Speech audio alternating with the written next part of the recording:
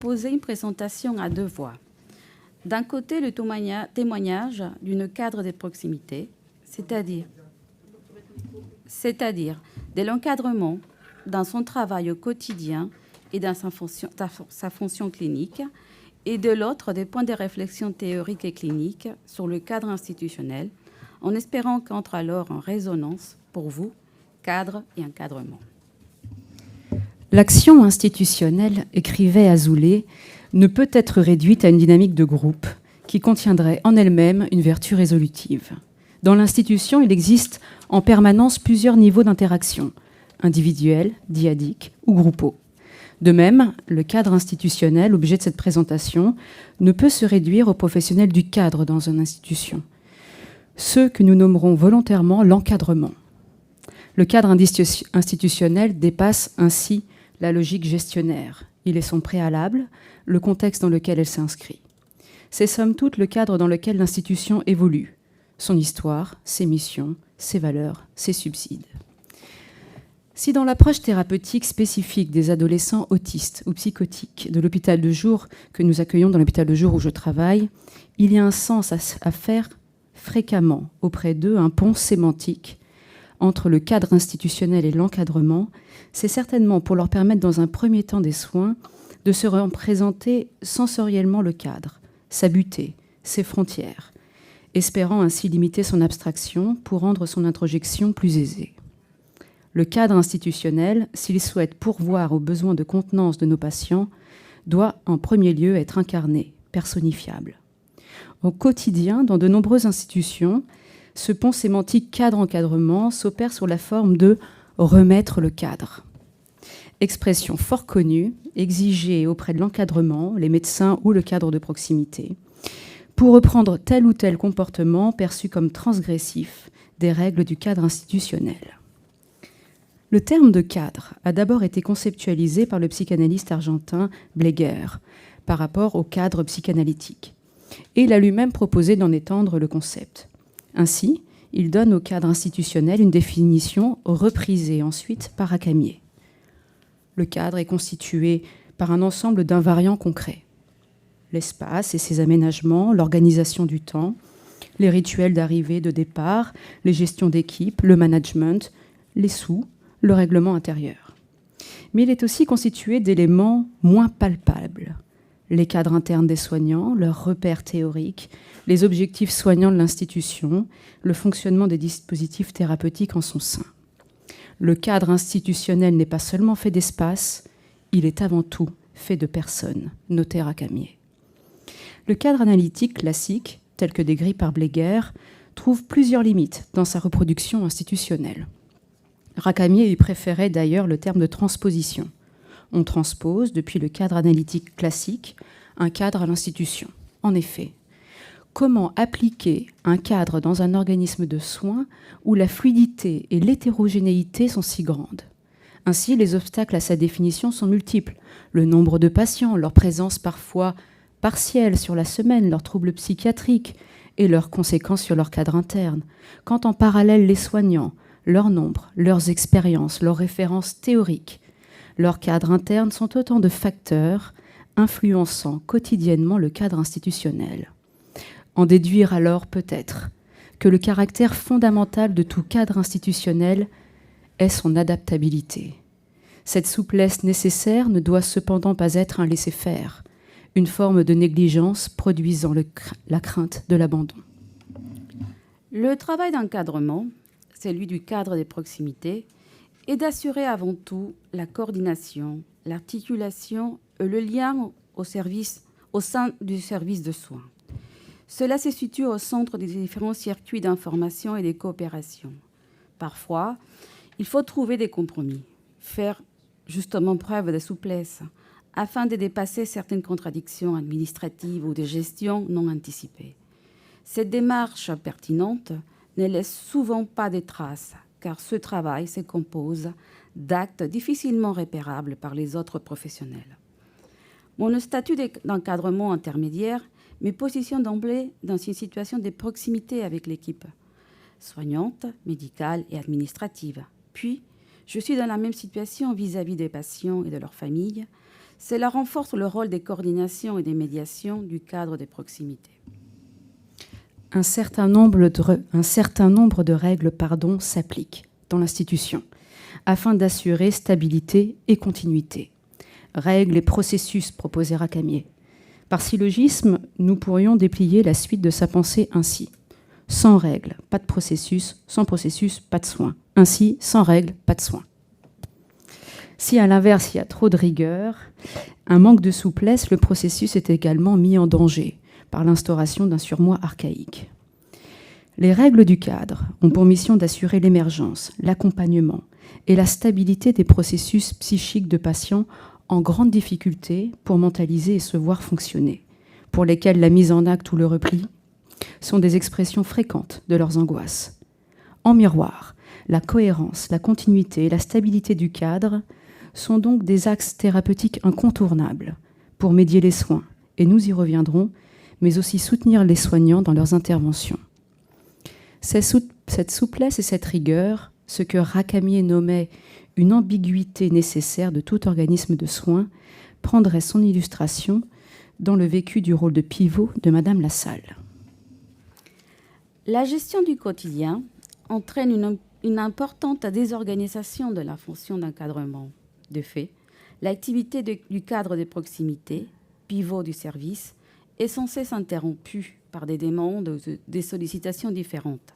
Équipe, patients, famille. Il faut répondre simultanément à des sollicitations multiples et incessantes. La proximité que nous entretenons avec le soin exige une attention particulière pour tout ce qui se passe dans le service. Nous sommes incontestablement un des maillons de la chaîne du dispositif de soins. Plus qu'un médiateur, un tiers. Nous devons intervenir de façon adaptée et pertinente pour assurer la sécurité du service et de l'ensemble des personnes qui s'y trouvent. C'est au sein de ce travail de coordination que l'encadrement trouve sa place et sa légitimité. Sorte d'espace fait d'antagonisme, d'autonomie et de hiérarchie, de liberté et d'incertitude et de règles. C'est là que le cadre de proximité se développe pour construire sa marge de manœuvre encadrante et enveloppante. Parmi ses fonctions, notons la participation à la création et au maintien des enveloppes institutionnelles. Ces enveloppes s'organisent à partir des positions contrastées et différenciées entre le dedans et le dehors, l'individuel et le collectif, la présence et l'absence, la distance et le proche, le prévu et l'imprévu, la sécurité et la responsabilité, la vie pratique et la vie psychique. Au quotidien, le cadre de proximité, soit l'encadrement, est le garant de la reconnaissance et du maintien de ces contrastes, de ces espaces intermédiaires différenciateurs et des enveloppes qui se constituent. Cette articulation devient nécessaire afin d'apporter une cohérence à l'ensemble du dispositif et de donner de la consistance au cadre institutionnel. Pour Racamier, le soin est un entourage, pour mieux le dire, un entourement. D'emblée, à l'instar de Gladys Lassalle, Racamier fait ainsi référence aux contours, aux enveloppes, aux moipos nécessaires à tout dispositif de soins pour offrir une première contenance. Il poursuit donc ainsi. Il lui faut un espace, il lui faut un cadre. Le soin est un processus, or, il n'y a pas de processus qui puisse se dérouler dans le vide, dans l'abstrait. Là encore, il faut un cadre que nous voulons clair, vivant. La première étape du cadre est donc qu'il soit en vie, dynamique et réactif. Le cadre, de manière schématique, par le positionnement des enveloppes, lutte ici contre l'indifférenciation, cette entropie agglutinante et désubjectivante présente dans toutes les prises en charge au long cours de patients ayant comme difficulté principale leur absence d'intériorité. Le cadre, en proposant des enveloppes suffisamment solides, s'oppose à la disparition des contours du temps et de l'espace, des frontières psychiques et corporelles, et s'oppose à ce titre à la réification de ces sujets, pour empêcher de tomber dans la confusion et la perte du sentiment d'existence.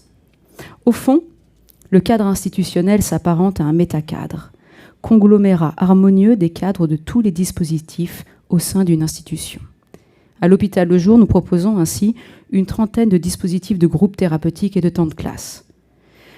Le cadre en devient une opération mathématique fort complexe.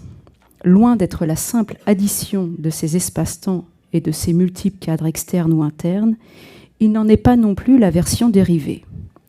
À l'image mathématique de la théorie des cordes, après Einstein, le cadre institutionnel est un modèle unifié, un tout, décrivant les forces et formes des matières en son sein, l'influençant elle-même, sans pour autant décrire le monde réel, mais définissant, au travers de règles, quelles libertés y sont permises.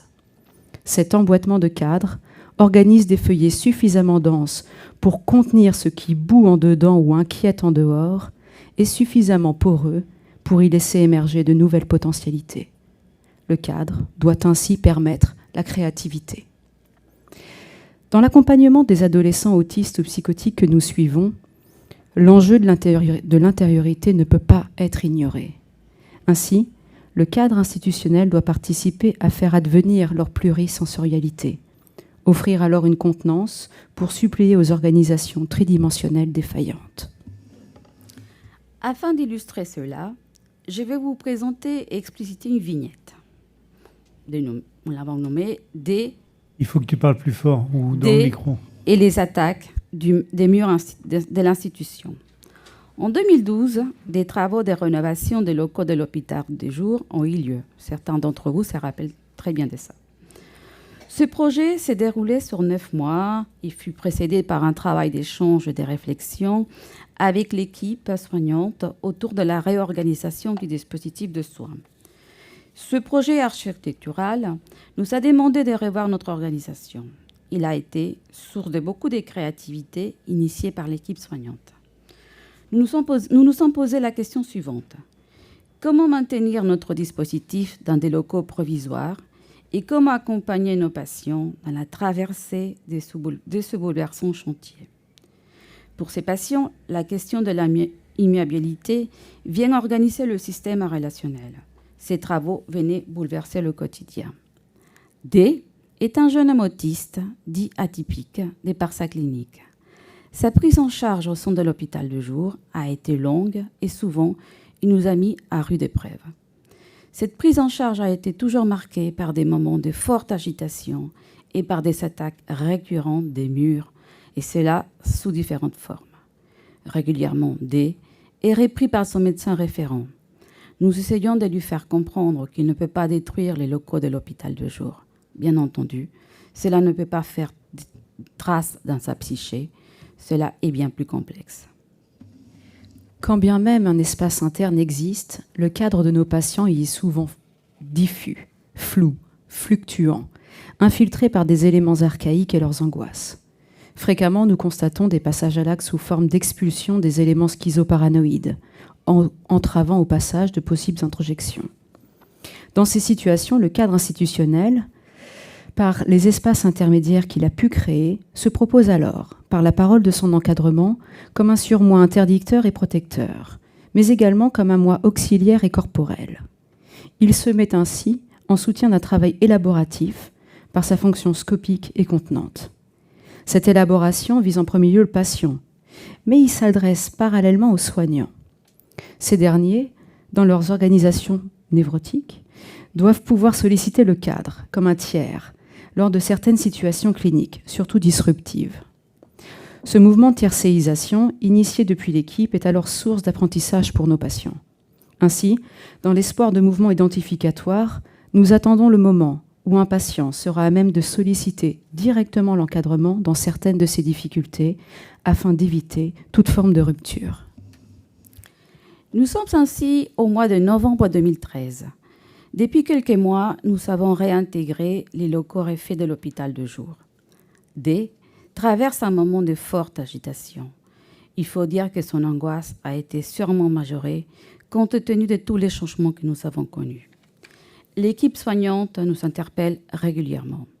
D n'écoute pas. Il fait ce qu'il veut. Il ne profite pas des groupes. C'est un mercredi matin. D est toujours très agité. Il saute partout, fait des allers-retours en touchant les bords de la grande pièce à vivre.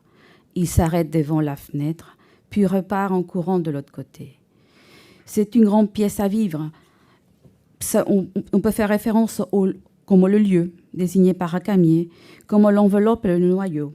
D'abord, au fond, il y a 2 fenêtres qui donnent sur la rue, et sur le côté, il y a 2 baies vitrées qui donnent sur la cour intérieure. Cet espace dessert d'autres pièces, l'office, la salle d'équipe, l'atelier d'art-thérapie, les toilettes, le sous-sol et la sortie de secours. Mais avant tout, c'est un lieu de rencontre où les repas thérapeutiques, les temps informels et la réunion soignant-soigné ont lieu. Lors de ces déplacements, dans ces grands espaces ouverts, D semble presque fasciné. Il transpire beaucoup et sa respiration est très forte. Il cherche les bords de cet espace. Il n'est pas disponible à la relation. Nous n'arrivons pas à l'arrêter. Notre parole ne peut pas le stopper. Ce mouvement, il le réalise plusieurs fois avec plus d'intensité. Et lorsqu'il cherche une dernière butée, il traverse la paroi en verre qui sépare le sas d'entrée de l'hôpital de jour, ce qui sépare le dehors et le dedans. Nous sommes consternés, presque effractés. La paroi est brisée, D est allongé par terre et indemne. Il s'en sort sans blessure, alors que le sol est recouvert de débris de verre. Dans un souci immédiat, un fonctionnement opératoire s'est mis en place afin de nous permettre de restaurer une continuité et de faire corps. 2 soignants aident D à se relever. Il est isolé dans le poste de soins et sera vu par son éducateur référent, par une infirmière et par l'interne. Une autre partie de l'équipe isole les autres patients et tente de les rassurer. L'agent des services ramasse les débris. La secrétaire contacte les services techniques et moi, je contacte la mère de D pour l'informer de ce qui vient de se passer et lui demander de venir chercher son fils. Puis un rendez-vous lui sera proposé avec son médecin référent le lendemain. Dans cette journée éprouvante, nous nous retrouvons à 16h30 pour faire un point avec notre équipe. Nous n'arrivons plus à élaborer la prise en charge de D.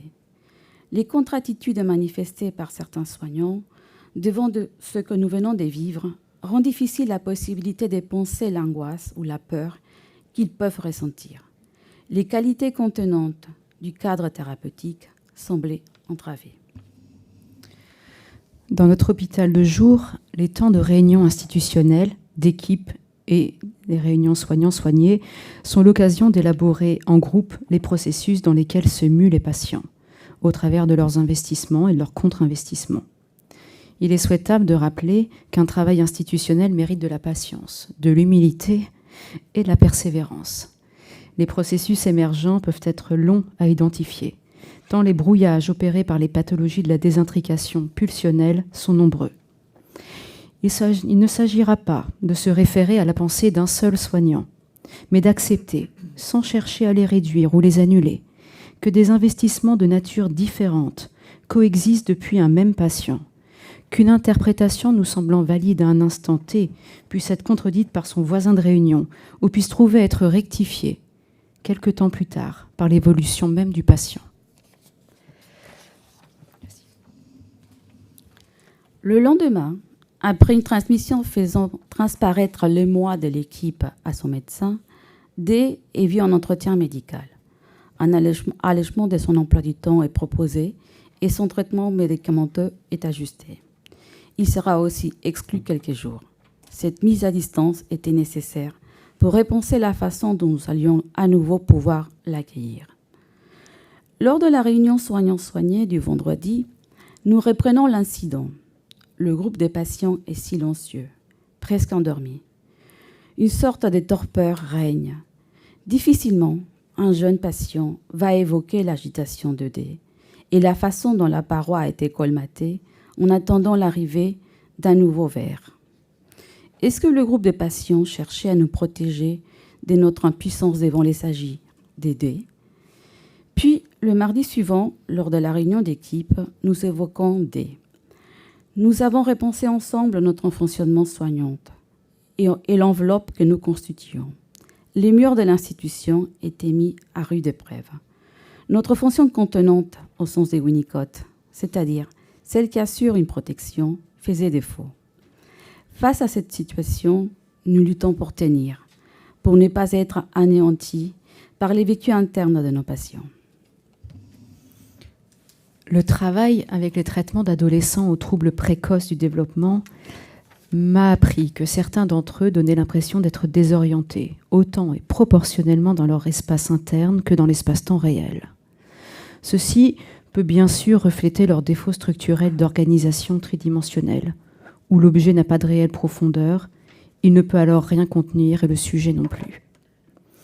Ce que nous appelons ou considérons comme des attaques du cadre, telles que les oublis, les confusions de jours, d'horaires, les absences aux séances, les retards répétitifs, les errances dans l'institution, à l'heure d'un groupe, tous les éléments qui peuvent prendre la forme d'une transgression du contrat de soins initial ne sont pas nécessairement l'expression de pulsions destructrices, ni systématiquement de résistance, mais révèlent parfois le manque d'un cadre interne comme espace relativement organisé et organisateur.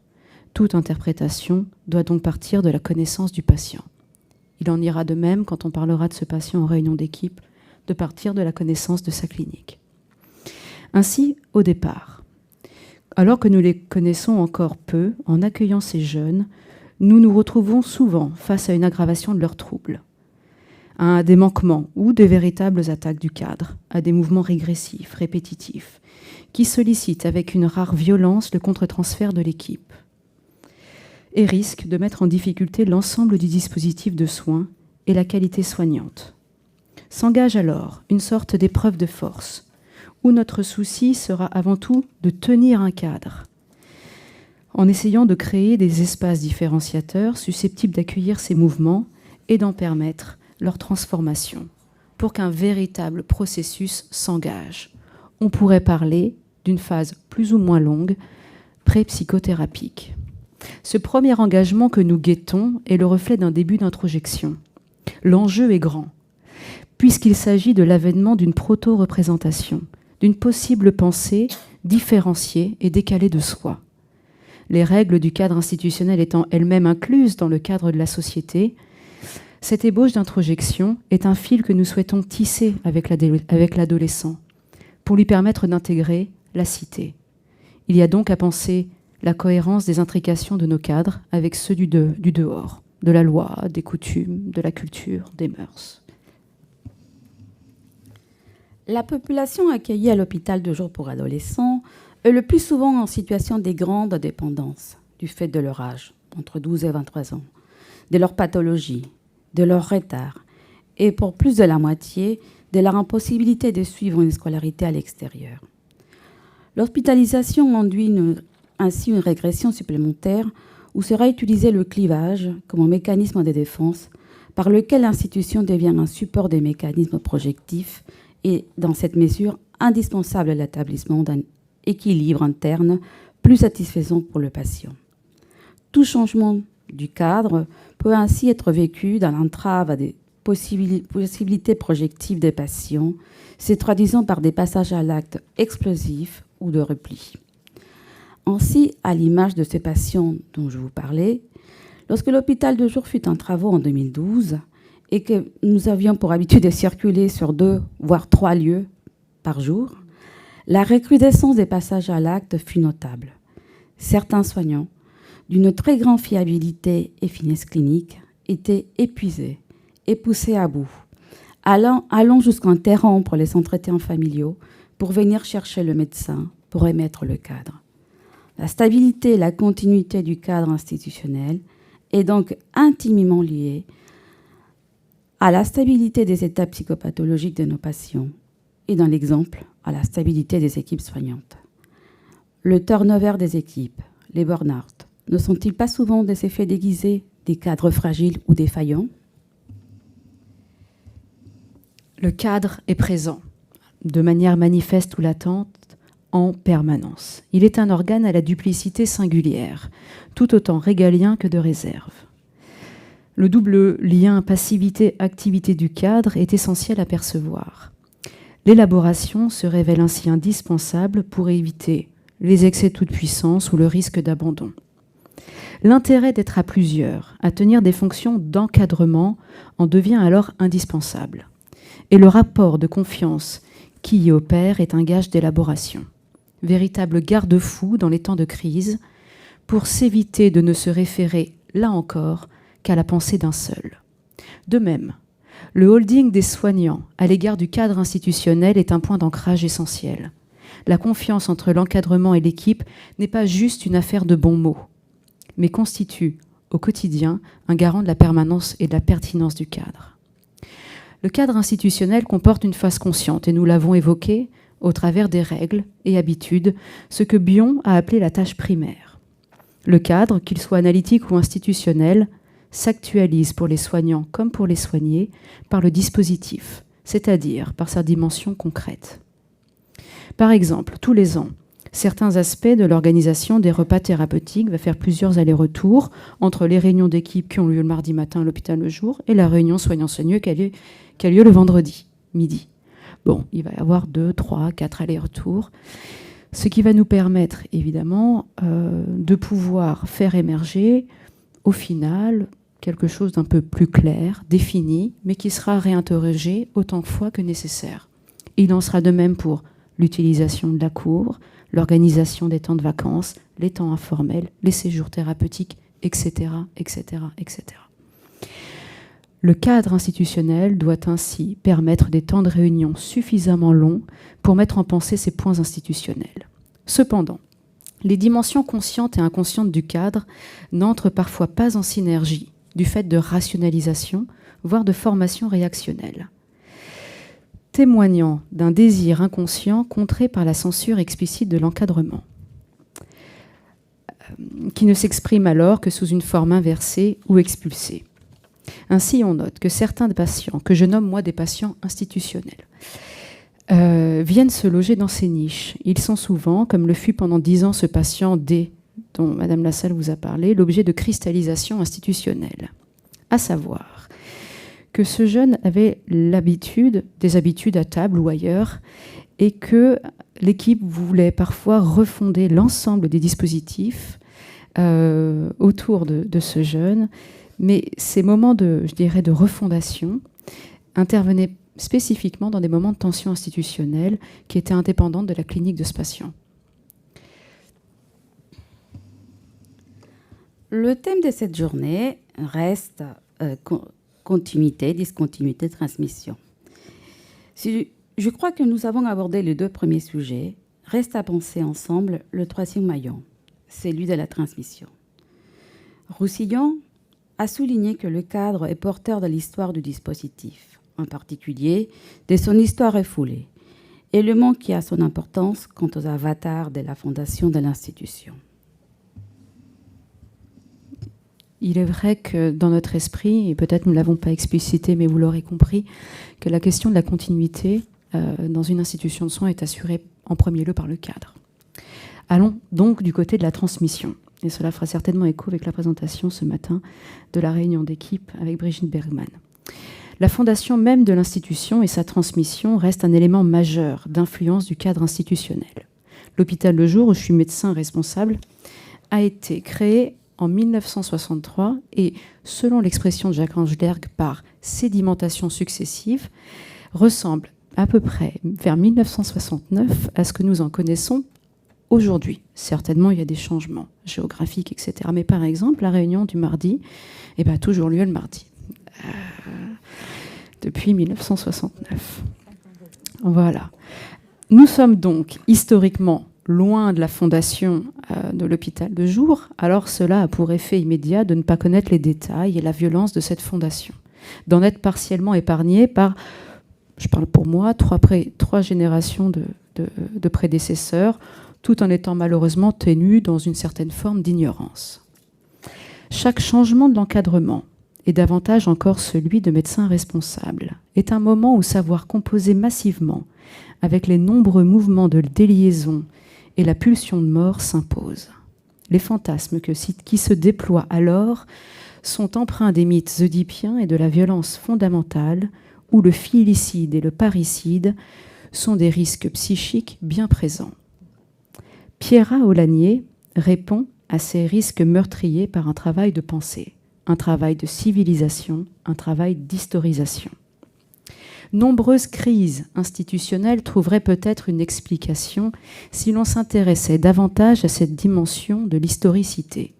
Certaines institutions du soin sont aux prises avec l'ensemble des restes non métabolisés du processus d'historisation, en miroir des signifiants énigmatiques de nos patients. Ces institutions sont sujettes à des captations ou des éradications de l'histoire, effacement qui restaure l'empire de l'archaïque et donne libre cours à la violence mortifère de la déliaison. L'institution peut alors être le lieu d'agir pulsionnel, parfois meurtrier, pouvant prendre la forme de disqualification professionnelle. Le risque est bien alors que le cadre et son institution agissent plus qu'ils ne pensent, à l'image des fonctionnements psychotiques les plus violents dont ils ont pourtant le soin. Envisager ainsi les crises institutionnelles à partir de la perspective du travail d'historisation et de ces restes non métabolisés permet de les appréhender comme des opportunités de redéploiement des processus psychiques. Au travers de l'élaboration du fameux mythe de totem et tabou, Freud inscrit la question du meurtre du père et le renoncement qui lui fait suite comme le mouvement d'émergence hors de l'archaïque et de la barbarie, précédant l'instauration de la loi. Le travail de civilisation suppose donc le renoncement au meurtre. Deux tentations peuvent schématiquement gagner une institution dans ces ères de grands bouleversements et venir faire vaciller encore davantage son cadre institutionnel. La tentation de la conservation et celle de la conquête. Tout professionnel d'une institution voit un intérêt à la réussite d'une telle transition, d'un changement important dans l'encadrement par exemple. Tout le monde y serait gagnant manifestement. Dans son très bon article, Georges Gaillard écrit ceci en 2001, au sujet des deux tentations. Conserver, telle est la tentation des pères, illustrée au mieux par ses directeurs en place de directeurs fondateurs. Il s'agit ici de ne pas laisser son œuvre construite avec force sueur aux mains d'un fringant prétendant. Se joue alors le fantasme et la violence du filicide, la négation des descendants. Avec le départ de ces directeurs, l'œuvre, c'est-à-dire l'institution, ne peut que s'entacher de deuil, jouer à la mise à mort professionnelle du successeur afin de tenter de se déprendre d'une position mélancolique et d'éviter toute confrontation à un mouvement dépressif. Conquérir, telle est la tentation des successeurs, illustrée au mieux par ces directeurs révolutionnaires. Il s'agit là de prendre de force, de posséder l'institution, d'imposer son nom et sa présence là où il en était d'autres, parfois des anciens, en place de pères symboliques. Se joue alors le fantasme et la violence du parricide, le déni des ascendants, et s'instaure le temps de la terreur. Face à ces deux risques institutionnels majeurs, reste à établir la ligne de crête pour diriger l'expédition institutionnelle. Là encore, la confiance de l'équipe et son soutien manifeste, la connaissance et la reconnaissance de ses collègues et de leur travail, ainsi que l'élaboration d'une pensée groupale, et en particulier au sein de l'encadrement, deviennent des pierres angulaires à la refondation. Lisons ici ce que Pierrat Aulagnier résume sous le nom de « projet identificatoire ». Il ne s'agit pas d'énoncer ces risques en réunion pour les voir disparaître et s'en défaire, mais d'accepter aussi de vivre avec des mouvements institutionnels parfois contradictoires et tolérer l'émergence d'attaques, sans céder pour autant à la tentation de réparer l'institution de son deuil.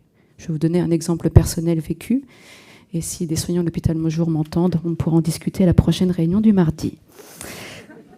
Quand je suis devenue médecin responsable de l'institution, il se trouve que sur le plan plus large de l'ASM 13, il y a eu un changement de prestataire alimentaire, pile poil au même moment. Et la nourriture qui était servie tous les midis était, et je cite l'équipe, pourrie. Et donc, s'adressait à moi régulièrement en réunion le fait que comment je pouvais oser, moi mauvaise mère que j'étais, laisser dans les assiettes de mes collègues un tel contenu tellement indigeste. Alors je tiens à rassurer la direction au passage. Finalement, cette problématique s'est résolue. Il a fallu plusieurs mois de façon à ce qu'on puisse aussi trouver des arrangements avec le prestataire et je dirais au sein de nos propres psychés à l'hôpital de jour. Cette refondation, vous l'aurez compris, n'est donc pas une réécriture. Il n'est pas question, telle une reconquête, d'un tabula rasa, de faire table rase. Elle ne peut se penser qu'à condition que les prédécesseurs n'aient pas capté, conserver ad integrum l'historicité et ait pris la place de l'idéal institutionnel. Tout travail d'identification professionnelle et institutionnelle requiert un travail d'historisation, un travail psychique d'inscription dans la chaîne généalogique et temporelle. Le projet identificatoire a pour but de retisser des liens, d'échanger conservation et conquête par transmission et appropriation. Ainsi, fréquemment, en réunion institutionnelle, nous évoquerons comment cela se faisait avant, autour des séjours thérapeutiques, des vacances, des temps informels, des groupes thérapeutiques, que sais-je. Certains soignants se considèrent même comme des dinosaures de l'institution, entendant ici qu'ils nourrissent le fantasme d'en connaître intimement la préhistoire. Ainsi, à chaque nouvelle arrivée, nous refaisons le film de ce que nous connaissons de l'histoire de cette institution. Nous la transmettons tous et par petits bouts. Telle fut mon expérience d'interne il y a plus de 10 ans à mon arrivée, puis celle de médecin adjoint dans cette même institution et aujourd'hui encore en tant que médecin responsable. Les travaux de transmission et d'appropriation supposent d'avoir suffisamment accès à l'histoire d'une institution sans entrave de la temporalité et d'en être soi-même suffisamment détaché. Soulignons enfin que toute fondation suppose un versant négatif. Dans tout acte de création, dans toute fondation, s'immiscent nombre d'enjeux psychiques pour les fondateurs eux-mêmes. Déclarations d'intention et autres projets d'établissement servent de masque à des motifs parfois moins nobles. Cette négativité va se constituer dans le meilleur des cas comme refoulement, mais peut fréquemment engendrer des cryptes, donner forme à des fantômes, c'est-à-dire à l'ensemble des éléments bêta de la transmission qui prennent place au sein des configurations interpersonnelles et interinstitutionnelles. En conclusion, travailler psychanalytiquement à plusieurs, selon l'expression de Bernard Penaud, n'est rendu possible que quand la cohésion du groupe des soignants est suffisante autour d'une théorie partagée. Si toutefois nous pouvions ici marquer l'importance donnée au cadre, nous aurions réussi l'enjeu de cette présentation et traduit le travail effectué par l'encadrement pour en être les premiers garants. Rendre un hommage aux nécessaires fonctions contenantes, alpha, tiercéisantes, scopiques et surmoïques du cadre, assurant par ses multiples enveloppes la stabilité et la continuité des soins. Les conditions du cadre donnent ainsi naissance et existence au processus. Nous avons détaillé ces caractéristiques sans suffisamment insister sur quelques points que Racamier rappelle à la fin de son livre « L'esprit des soins ». Il note constance, cohérence et transparence. Le cadre doit être clair, ses règles et ses limites restent ouvertes. La cohérence et la constance du cadre entérinent sa fiabilité. Il n'y a ni traitement de faveur, ni inconsistance de ses réponses dans le temps ou dans l'espace. Il ne doit pas y avoir d'angle mort institutionnel qui échapperait au cadre. Des lieux ou des moments où sa protection et sa persécution n'existeraient plus.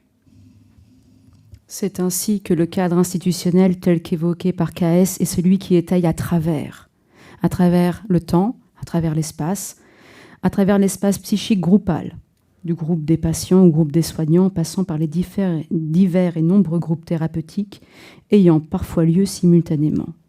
Et enfin, celui qui étaye à travers l'espace psychique individuel de chacun. Racamier conclut, et nous avec lui, mais c'est assez parler du cadre. Nous le savons maintenant, il est vivant. Il est ce qui délimite et définit l'ère du soin, où vient s'inscrire la réalité psychique du patient et ses dérivés. Le cadre les reçoit, les façonne, les contient et les ramène au sein de la vie psychique. Nous vous remercions.